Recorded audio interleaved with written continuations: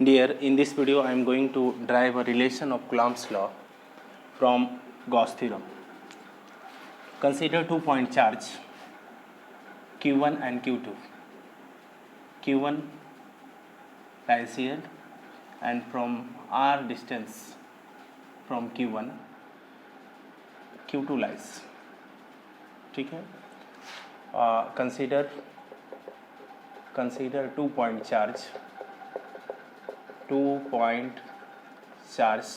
Q1 and Q2 separated by a distance r. ठीक है. Q1 lies at center. Suppose Q1 lies at center and draw a Gaussian surface from r distance at a constant distance this r. Draw a Gaussian surface. Okay, this is Gaussian surface. ठीक है. Draw a Gaussian surface.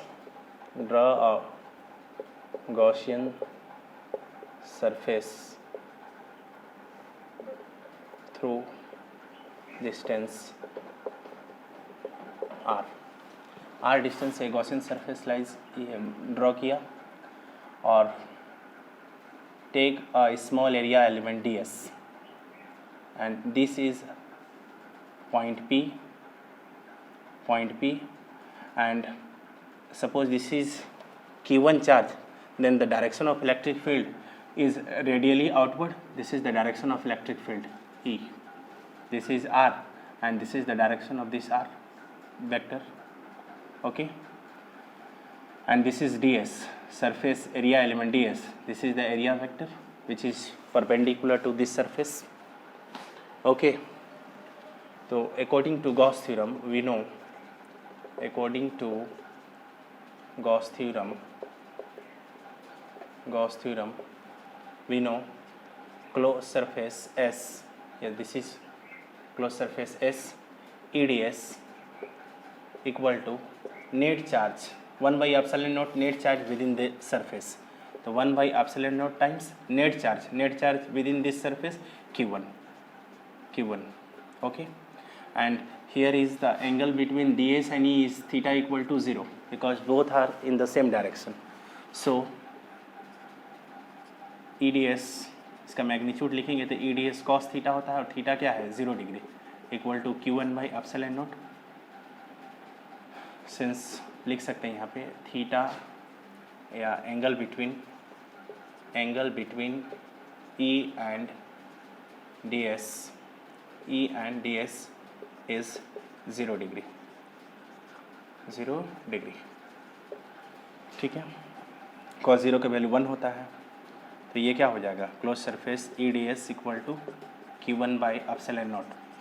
और E तो Gaussian surface पे सभी जगह same होगा क्योंकि fix distance में fix constant electric field intensity होगा इस सरफेस पे. तो E कांस्टेंट है तो बाहर आ जाएगा और ये क्या हो जाएगा ds equal to Q1 by epsilon not. और सरफेस एरिया, ये पूरे क्लोज सरफेस एरिया स्फीयर है. पॉइंट चार्ज के कारण एक फिक्स डिस्टेंस में स्फीयर बनता है तो ये ds इक्वल टू क्या हो जाएगा 4 पाई आर स्क्वायर.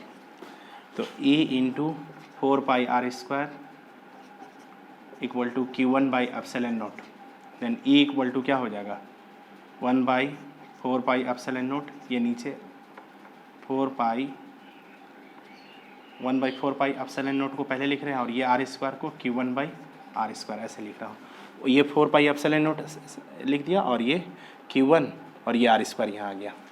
ये जो इलेक्ट्रिक फील्ड इंटेंसिटी है यहाँ पे एट पॉइंट P या बाउंड्री पे, पूरे बाउंड्री पे लाइज कर रहा है. ये इसको हम लोग इक्वेशन 1 ले रहे हैं. ठीक है. Suppose this electric field intensity at point P है तो and at point P Q2 lies कर रहा है तो हम लोग यहाँ पे लिख सकते हैं कि since at point P charge Q2 lies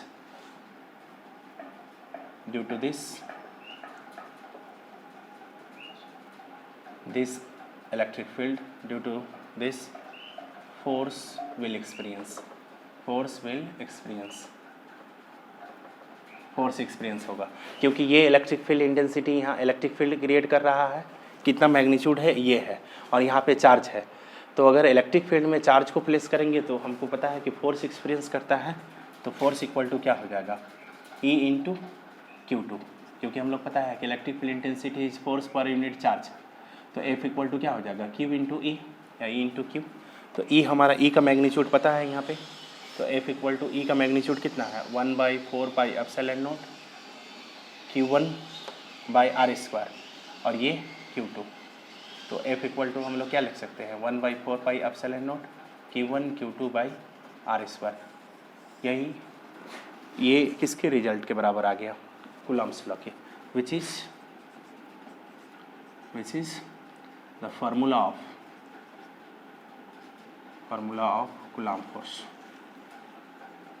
Coulomb's force.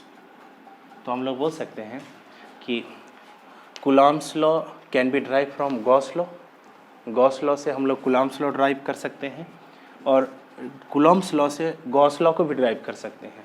So both are complement to each other, ठीक है। तो इस टाइप से हम लोग कूलम्ब्स लॉ को ड्राइव कर सकते हैं, इसको नोट डाउन कर लीजिए।